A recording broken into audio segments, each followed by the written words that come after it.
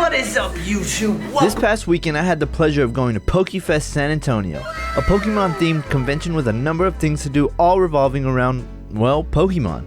And like any other convention I've been to, there were artists there with stickers, collectibles, custom artwork, pillows, bags, shirts, everything you can think of in terms of artist galleries. As well as that, there were card collectors, a few video game collectors, lots of plushie dealers, voice actors, and pretty much anything from anime or Pokemon culture.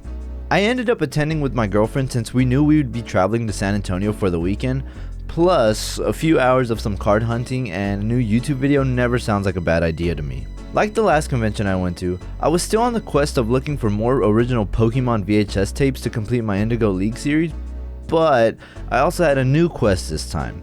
See, at the last convention I went to, there were quite a bit of these dice rolling gambling games that I sadly didn't spend enough money on, so this time around I knew for sure I wanted to throw some money down for some shiny pieces of cardboard.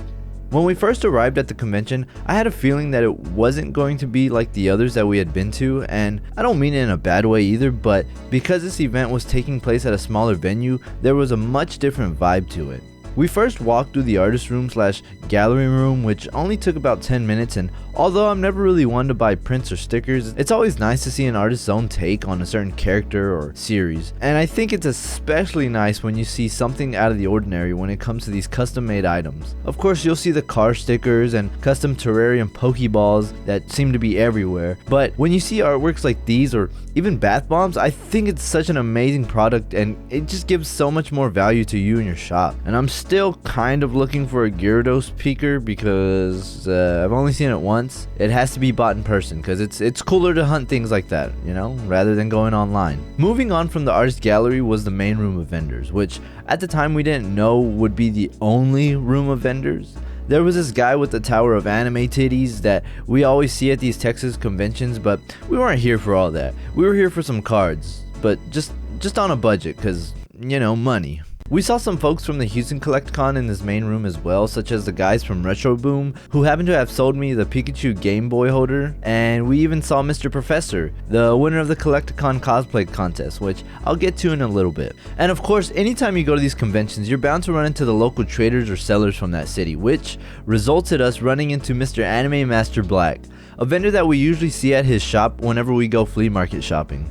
And he wanted to give a little message for the video. What's up, guys? Anime Master Black here. We're at Pokefest. You need to subscribe right now to this guy. All right, and you're gonna check out a little bit of what we got here. We got Funko Pops, video games, Pokemon graded cards, that good old stuff. You know, we got Japanese, Korean, you know, all kinds of different stuff right over here. Figures, plush.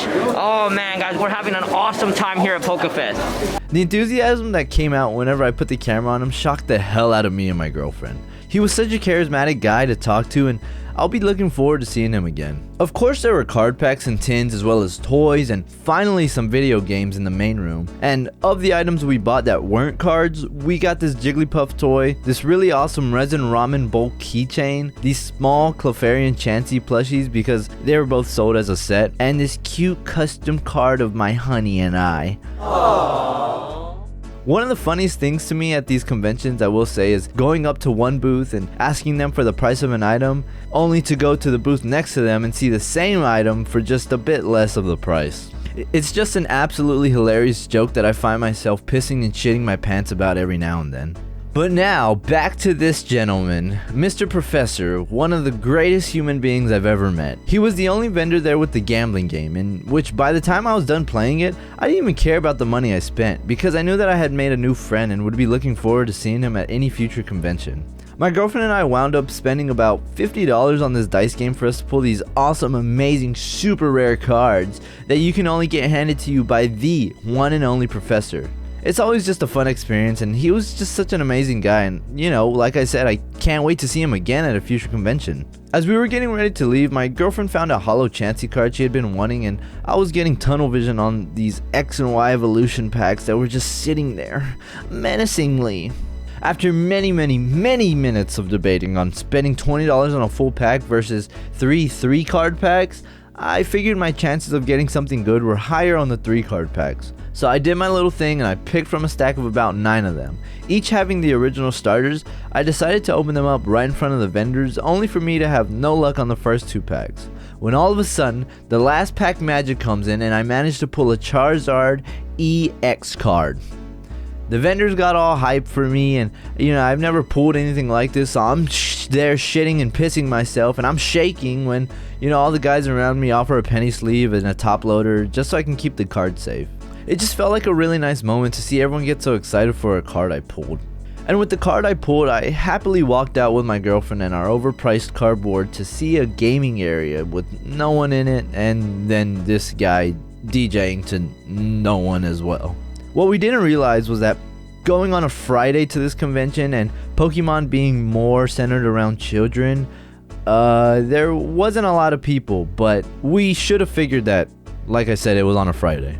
My expectations for the convention were set really high when I saw the ads for it, but I most definitely had a wonderful time at this nice homely convention where it just felt like a bunch of locals were just meeting up for Pokemon and just supporting each other. So, until next time, Pokefest San Antonio.